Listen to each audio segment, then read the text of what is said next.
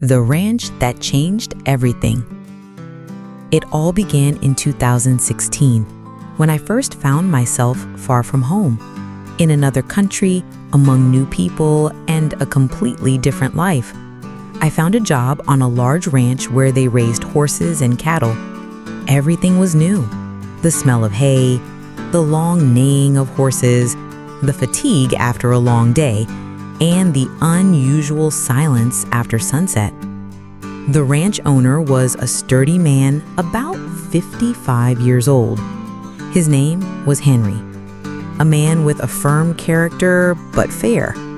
His wife, Claire, was his complete opposite, short, slender, with a soft voice and clear eyes that never rushed to judge. They had a son, Jake, a little younger than me, but not very interested in the farm.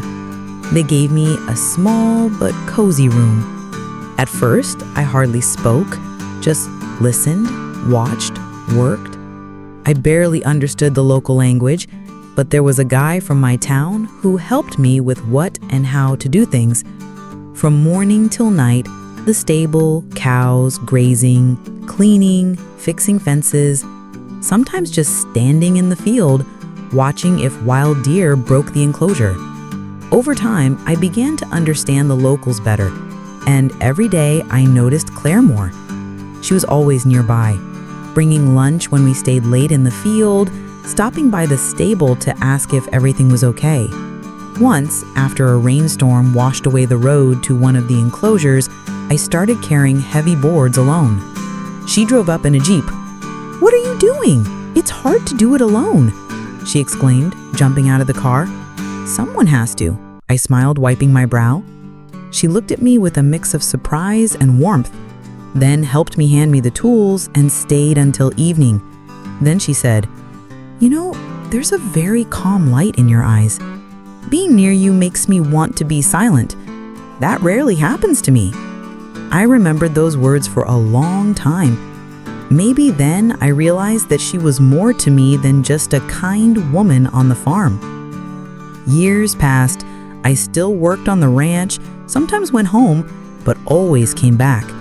Sometimes it seemed to me that Claire was waiting for me too. She often left coffee for me on the porch, set the table when I stayed late in the field. Her support was almost invisible but constant, like the wind on the pastures. One day, her horse, a red mare named Ginger, got scared of thunder and broke out of the fence. Claire panicked then. "She could get hurt! You can't catch her just like that!" I silently saddled another horse and followed in the rain. We rode around the field for almost an hour. I found the mare by the river, scared but unharmed. Slowly approached, spoke gently, and she let me get close. When I returned with Ginger, Claire stood by the gate, wet from the rain, holding a towel. Her hands trembled. You really brought her back," she whispered. "I don't even know what to say." I just nodded and added, "If something is dear to you, I will always do everything in my power." She held my gaze for a moment and quietly smiled. Then the worst happened. Henry got sick, seriously, hopelessly, cancer. They treated him in many clinics, but it was useless. After 6 months, he died. I was on a trip then. I learned about the death from a call. Returning, I didn't dare to go to the ranch right away. It hurt inside. I got a job at a company that also belonged to Henry's family. A few months later, we accidentally met in town. She approached first. "Are you back? Why haven't you visited the ranch? You know Henry—" She couldn't finish. "I know. Sorry, I couldn't come earlier." Now I spoke her language fluently.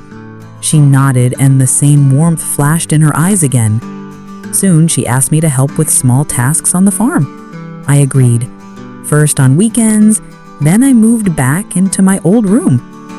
And now I'm here again, working on the ranch like before. Every day, I see her, feel her near. She doesn't know what I feel for her. And I can't say it. I'm afraid. Because everything has changed, but at the same time, everything remains as it was from the very beginning. Simple life, horses, sunrise, and her. Days passed on the ranch. Life went in its rhythm. Morning bird song, neighing of horses, the smell of fresh hay. One day, I overheard two workers tending the horses in the stable, and Claire happened to pass by. She stopped, unintentionally lingering to listen. "Have you seen how he looks at Claire?" one whispered, adjusting a saddle on a horse. "Yeah, it's clear he feels more than just work relations for her. Maybe she feels something too, or is afraid to admit it," the first quietly pondered. Hearing this, Claire quickly stepped away, hiding her expression.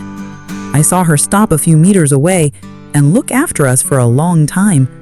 Something unspeakable hung in the air, words no one would say out loud, but sounded loud in her head. The next day, while working together in the pasture, she suddenly approached me and asked, a little reserved, "Have you heard what they say about you?" I was a little surprised, but answered honestly, "I have, and it's true." She looked me straight in the eyes. Her gaze was deep, as if trying to read my thoughts. "And what do you feel?" she quietly asked, as if afraid to hear the answer. "Many things," I answered without unnecessary words. "You have always been more to me than just someone who helps on the farm. You are the light in my day." She was silent, looking into the distance. Then, without saying a word, she quietly turned and walked into the house. At that moment, an invisible boundary appeared between us, as if the spoken truth opened a door, but each of us was afraid to cross the threshold. I stayed standing in the field, feeling both the warmth from her gaze and the cold unknown spreading inside me. Since then, we worked side by side, but there were no conversations about those feelings. Silence became our unwritten agreement. But over time, I began to notice that in the evenings, the same man started coming to Claire.